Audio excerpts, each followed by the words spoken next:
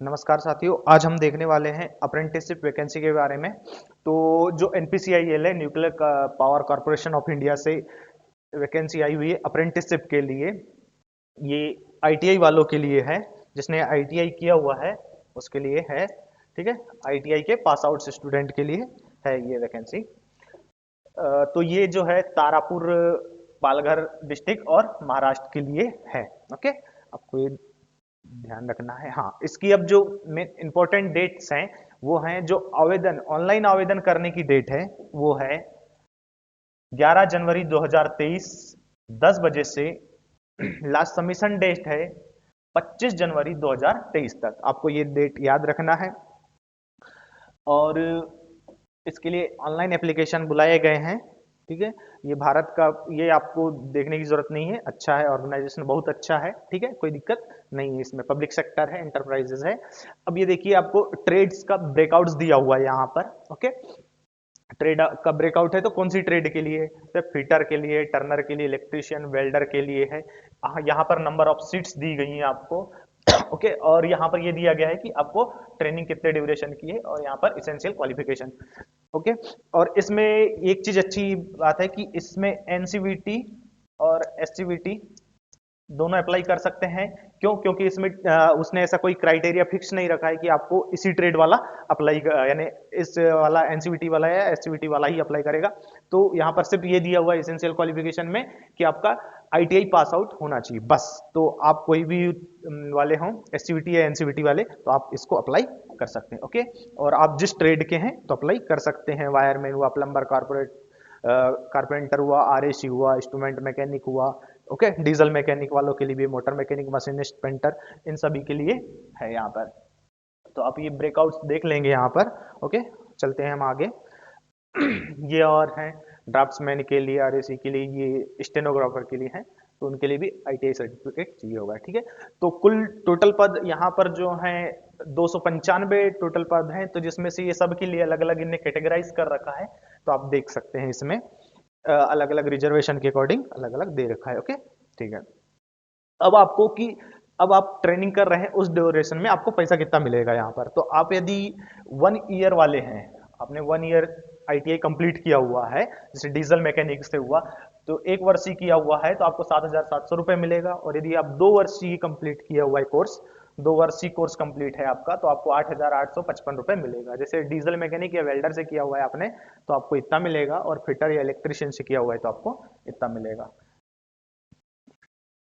Okay, 2 वर्षीय trade वालों को यहाँ देख लेना है। मैंने इलेक्ट्रिशियन बोल दिया, इलेक्ट्रिशियन के लिए है या नहीं, वेल्डर के लिए है। ठीक है, वेल्डर के लिए भी है। ओके, कोई दिक्कत नहीं है। हाँ, अब आपका जो आता है एज का क्राइटेरिया, तो एज का क्राइटेरिया में आपको जो इस डेट पर है 14 साल से कम का नहीं होना है, और आपको इस डेट पर 24 साल से अधिक का नहीं होना है, ये याद रखना है। इफ एनी केस यदि आप किसी ट्राइब से बिलोंग करते हैं तो आपको रिलैक्सेशन दिया जाएगा। आपको जो रिलैक्सेशन दिया जाएगा, यदि आप एसटी एससी से बिलोंग करते हैं तो आपको 5 ईयर का रिलैक्सेशन दिया जाएगा। और यदि आप ओबीसी से बिलोंग करते हैं तो आपको 3 ईयर का रिलैक्सेशन दिया जाएगा। और यदि आप दिव्यांग जन हैं तो आपको 10 ईयर का रिलैक्सेशन दिया जाएगा। ओके, नेक्स्ट देखते हैं हम कि हमको फिजिकल स्टैंडर्ड क्या चाहिए होगा। लगभग फिजिकल स्टैंडर्ड में सबका से होता है 37 सेंटीमीटर हाइट चाहिए होगा, 26 किलो वेट चाहिए, 24.4 मतलब 26, और आपका चेस्ट इतना होना चाहिए, विजन होना चाहिए सही, आपका कोई रोग से ग्रसित ना हो, आपका विजन ठीक ठाक हो। ठीक है, और आपको सेलेक्टेड कैंडिडेट को मेडिकल जरूर पास करना होगा। यदि आप मेडिकल पास नहीं कर पाएंगे तो इसमें नहीं जा पाएंगे, इसलिए आपका फिजिकल फिटनेस ये जो दिया हुआ है ये होनी चाहिए। ओके, हाँ, आपकी जो चयन प्रक्रिया होगी वो प्योर मेरिट बेसिस पे होगी, मेरिट होगा। और आपका जो मेरिट जो बनेगा वो सेमेस्टर मार्क्स से बनेगा, जो आपके सेमेस्टर में जो आईटीआई में मिले हैं उसके अकॉर्डिंग बनेगा आपका। ओके, ठीक है, नेक्स्ट देखते हैं हम क्या है। जनरल कंडीशन क्या है, आप भारत के नागरिक होने चाहिए, और आपके पास आपके पास एक वैलिड ईमेल आईडी और एक्टिव मोबाइल नंबर भी होना चाहिए।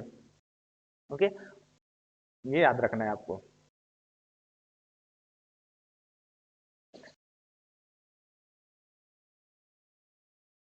और यदि कोई भी ये होता है, ट्रेनिंग का जो प्लेस होगा, ट्रेनिंग का प्लेस ये ध्यान रखना है आपको। जो ट्रेनिंग का प्लेस होगा वो क्या रहेगा, मैंने पहले ही बताया कहाँ का, तारापुर। तारापुर पालघर डिस्ट्रिक्ट महाराष्ट्र में ट्रेनिंग होगी 1 साल की। ठीक है, चलिए नेक्स्ट चलते हैं अब हम। हाँ, ये चीज बहुत इंपॉर्टेंट है आपका पांचवा। अप्रेंटिसशिप में आपको यदि अप्रेंटिसशिप में सिलेक्शन हो जाता है तो इसने यहाँ दिया हुआ है कि आपको, इसका मतलब ये नहीं कि आपको रोजगार प्रदान किया जाएगा, इसके लिए वो बाध्य नहीं है। आपको सिर्फ 1 साल का अप्रेंटिसशिप होगा, उसके बाद आपको वहां से छोड़ दिया जाएगा। इस कोई गारंटी ये नहीं देता है कि आपको जॉब दी जाएगी। ओके, ठीक है, 1 साल का ही होगा, यहाँ दिया हुआ है कि 1 साल का होगा अप्रेंटिसशिप आपका। और अभ्यर्थी के लिए प्रशिक्षण की रिपोर्ट करते समय आपको ये प्रस्तुत करना होगा, डॉक्यूमेंट वेरिफिकेशन के समय पुलिस सत्यापन प्रमाण पत्र आपको क्या करना होगा, दिखाना होगा उनको डॉक्यूमेंट वेरिफिकेशन के समय। ठीक है, ठीक है, आप छोड़ के जा नहीं सकते हैं किसी भी वजह से, ऐसे ही यहाँ पर ये दिया है, यदि जरूरत हो तो देख लें। ये आपको कोई वहां पर रहने की कोई व्यवस्था दी नहीं जाएगी, तो अपना खाने और पीने की व्यवस्था खुद करनी होगी। ओके, आपको एक ही ट्रेड में आप अप्लाई कर सकते हैं, एक से ज्यादा ट्रेड में अप्लाई नहीं कर पाएंगे। ऑनलाइन आवेदन होगा, ये आपने ध्यान रखना है। अगर कोई भी तरह की जानकारी आपने गलत भरती तो आपकी पात्रता निरस्त कर दी जाएगी।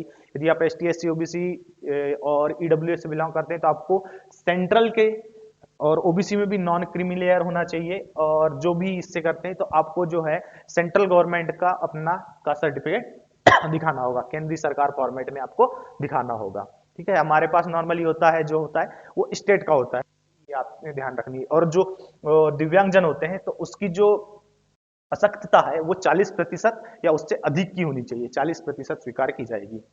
तो यहाँ पर लिखा है सिर्फ 40% की स्वीकार की जाएगी, अधिकता का तो पता नहीं, लेकिन 40 तो मिनिमम होनी चाहिए, उससे ज्यादा ही हो तो ही वो दिव्यांगजन कहलाता है। ओके, और आपका अप्रेंटिसशिप पोर्टल पर, ये जो हमारा अप्रेंटिसशिप पोर्टल है इस पर रजिस्टर्ड होना बहुत ज्यादा जरूरी है। हर ITI वाला स्टूडेंट जो प्रशिक्षणार्थी जो होता है वो इस पर रजिस्टर होता है, और आपको भी यदि आप नहीं है तो सबसे पहले आपका यही काम है कि आपको इस पर रजिस्टर्ड होना है, देन उसके बाद ही आप अप्लाई कर पाएंगे। ठीक है, इसके बाद देखते हैं कि हमको अप्लाई कैसे करना है। मेन चीज यही है, यहाँ पर थोड़ा इसमें कॉम्प्लेक्स बना के रखा है इसने अप्लाई करने की प्रोसेस को, तो आपको यहाँ जानना बहुत जरूरी है। तो सबसे पहले तो जो है आपको जो है अपने अप्रेंटिसशिप पोर्टल पर रजिस्टर्ड होना है। ठीक है, इसमें अप्रेंटिसशिप पोर्टल पे जब आप रजिस्टर्ड हो जाएंगे उसके बाद आपको क्या करना होगा, वहां पर सफलतापूर्वक पंजीयन उपरांत आपको जो ये वेबसाइट दी हुई है www.npcilcareer.co.in, इस पर जाके आपको ऑनलाइन एप्लीकेशन अप्लाई करने वाले ऑनलाइन एप्लीकेशन अप्लाई यहां पर करना होगा। देन जब यहां पर आप पूरी प्रोसेस कर लेंगे उसके बाद फिर से आपको अप्रेंटिसशिप पोर्टल पर अप्लाई करना पड़ेगा। अभी मैं बता रहा हूं यहां पर कैसा है। सबसे पहले आपको इस पर ऑनलाइन आवेदन सबमिट करना होगा। ठीक है, उसके बाद आपको फिर से क्या होगा, ये चीज याद रखें आप यहां पर कि वहां पर जब आप ऑनलाइन एप्लीकेशन फॉर्म सबमिट कर लेंगे तो वहां से अपना एक्नॉलेजमेंट प्रिंट रख लीजिए पास में। उसके बाद ये वाले स्टेब्लिश नंबर को आपको अप्रेंटिसशिप पोर्टल पर सर्च करना है, तो उससे वहां पर एक ये खुलेगा, तो उस पर क्लिक करके आप अपनी और भी जानकारी को फिल करना है। वहां पर जो जो चीज मांगेगा, जब ये वहां पर भी अप्लाई करने का ये दिया जाएगा तो वहां पर जानकारी को डालना है। और यदि आपने ये नहीं किया और एक ही जगह से अप्लाई कर दिया तो आपका जो फॉर्म होगा वो निरस्त हो जाएगा। इसमें ज्यादा स्ट्रेस ना लें, एक वीडियो हम इस पे बनाएंगे कैसा क्या करना है। तो आपको ये ध्यान रखना है कि आपको npcil.career.co.in पर भी अप्लाई करना है, साथ में अप्रेंटिसशिप पोर्टल पर भी ऑनलाइन आवेदन करना है। यदि नहीं तो यदि आपने दोनों जगह किसी एक जगह किया और एक जगह नहीं किया तो आपका आवेदन स्वीकार नहीं किया जाएगा। इस चीज को बहुत अच्छे से थोड़ा दिमाग में रखें आप। ठीक है, देन इसके बाद आपको हाँ, अप्लाई करने के लिए आपको एक चीज याद रखना है, आपकी एक्टिव ईमेल आईडी होनी चाहिए। यदि एक्टिव ईमेल आईडी नहीं होगी तो आप अप्लाई नहीं कर पाएंगे। क्यों? क्योंकि जब आप NPCIL की वेबसाइट से अप्लाई करेंगे तो आपका जो होगा, एक बार एक्टिव लिंक जो होगी, एक्टिव लिंक क्या होगी, आपके ईमेल आईडी पर आएगी, और जब तक आप लिंक पर क्लिक नहीं करेंगे और उसको सक्सेसफुली एक्टिवेशन नहीं होगा तब तक आपका एप्लीकेशन नहीं हो पाएगा। तो ये भी याद रखना है आपने। हाँ, थोड़ी समस्या हमको यहाँ पर होती है कि जब हम खुद से अप्लाई करते हैं तो हम कैसे अप्लाई करें, क्योंकि फोटो की डायमेंशन में समस्या बनती है। तो आपको मैं बता दूं, फोटो की डायमेंशन के लिए ज़्यादा बिल्कुल भी टेंशन और स्ट्रेस नहीं लेना है, क्योंकि ऑनलाइन बहुत सारी वेबसाइट हैं इसके लिए। तो आपको जो डायमेंशन और सेंटीमीटर सब में कन्वर्ट करके देती हैं, इसमें बिल्कुल भी परेशान होने का नहीं है। तो आपकी जो फोटो होगी वो जेपीजी फॉर्मेट में होगी, ये ध्यान रखना है। और उसकी डायमेंशन यदि आप पिक्सल में लेते हैं, ध्यान रहे कोई भी एक डायमेंशन लेना, यदि आप पिक्सल में लेते हैं तो सेंटीमीटर में नहीं लेंगे, और सेंटीमीटर वैसे किसी एक में लेंगे तो डायरेक्ट उसमें आ जाएगा। पिक्सल में आएगा तो 125 से इतने पिक्सल का होना चाहिए, और सेंटीमीटर में होंगे तो इतना डायमेंशन लेना है आपको फोटो का। और यदि और इसमें जो साइज होगा वो 50 केबी से अधिक नहीं होना चाहिए, ये भी ध्यान रखना है। ओके, देन इसके बाद हम हस्ताक्षर की बात करते हैं। हस्ताक्षर 20 केबी से अधिक नहीं होना चाहिए, और उसकी डायमेंशन ये दे रखा है। ये डायमेंशन को आप बना के पहले ही रख लेंगे आवेदन भरने से पहले। ओके, बाद में नहीं तो समस्या होगी आपको। इसको पहले ही बना के रख लेना है, सबसे पहला काम ही हमको यही करना है। वैसे पहला काम यही करेंगे हम, ये वाला ही काम हमारा पहला होगा, क्योंकि इसको बना के रखेंगे तो भरने में आसानी होती है हमको। ओके, ये ध्यान रहे आपको। और आप कभी जो फोटो अपलोड कर रहे हैं उसमें चश्मा या स्कार्फ या किसी तरह का ब्लर नहीं होनी चाहिए, बढ़िया अच्छी सी कलर फोटो होनी चाहिए आपकी। ओके, गॉगल नहीं लगे होने चाहिए या सेल्फी नहीं होनी चाहिए। एक बार वेबसाइट ये आप देख लेंगे, वहां पर हो जाएगा, कोई दिक्कत नहीं, ऑनलाइन करेंगे तो ये सब बन जाएगा। ठीक है, अब इसके कुछ ये है कि ये है ऑनलाइन मोड पर ही स्वीकार किया जाएगा। हाँ बिल्कुल, ऑनलाइन मोड पर स्वीकार किया जाएगा ये। ठीक है, आपको ये जानकारी बिल्कुल सही सही भरनी है। यहाँ पर स्टेप्स बताएगा कि पहले चरण में क्या करना है। आपको अपने नाम, जन्म तिथि, श्रेणी, ईमेल आईडी, ये सब को पहले ही बनाए रख लेना है, कोई इसमें दिक्कत नहीं आएगी। ठीक है, और आपको आवेदन ऑनलाइन पर क्लिक करें तो इसने सब वो दे रखा है कि आपको कैसे कैसे करना है पहली स्टेप में। उसके बाद रजिस्ट्रेशन होगा, ये चीज़ मैंने बता दिया है। फिर उसके बाद एक्टिवेशन लिंक आएगी, फिर उसके बाद जो लॉगिन आईडी, एक्टिवेशन लिंक आएगी, उसके बाद लॉगिन आईडी पासवर्ड को आप फिर से लॉगिन करेंगे उसकी वेबसाइट पे जाके। फिर उसके बाद अपनी एजुकेशनल और टेक्निकल क्वालिफिकेशन को फिर से फिल करेंगे। देखिए, फोटो के साथ साथ आपको ये चीज फिल करनी है। ओके, ये ध्यान रखना है। फोटो तो फिर अपलोड करेंगे, साथ में आईटीआई मार्कशीट अपलोड करना है। नाम, डेट ऑफ बर्थ के लिए, ये सही के लिए आपको आधार कार्ड अपलोड करना है, आधार कार्ड अपलोड करें। ठीक है, उसके बाद फोटो सिग्नेचर के लिए जो स्पेसिफिक डायमेंशन है उसी में अपलोड करें, अदरवाइज फोटो और सिग्नेचर अपलोड नहीं हो पाएंगे। देन ST/SC का सर्टिफिकेट, और लास्ट में सबमिट कर देना है आपको। ओके, कोई टेंशन नहीं होगा इसमें। एजुकेशनल क्वालिफिकेशन स्टेप सब वो हो जाएगा। उसके बाद ये सब सबमिट करने के बाद हमारे को किस पे सबमिट करना है, अप्रेंटिसशिप पोर्टल पे भी सबमिट करना है। ओके, ये आप देख सकते हैं यहाँ पर वही लिखा हुआ है, ऑनलाइन फॉर्म एप्लीकेशन। हाँ भाई, ये याद रखना है कि आपने जो जो चीजें अपलोड की है उसको फिर से आपको वही वही चीजें, फिर जब आप डॉक्यूमेंट वेरिफिकेशन कराने जाएंगे तो ओरिजिनल और हार्ड कॉपी दोनों लेके जाना है। और जो हार्ड कॉपी, जो फोटो कॉपी लेके जाएंगे, फोटो कॉपी, उसको क्या करना है, सेल्फ अटेस्टेड करके रखना है, सेल्फ अटेस्टेड लेके जाना है यहाँ पर ये।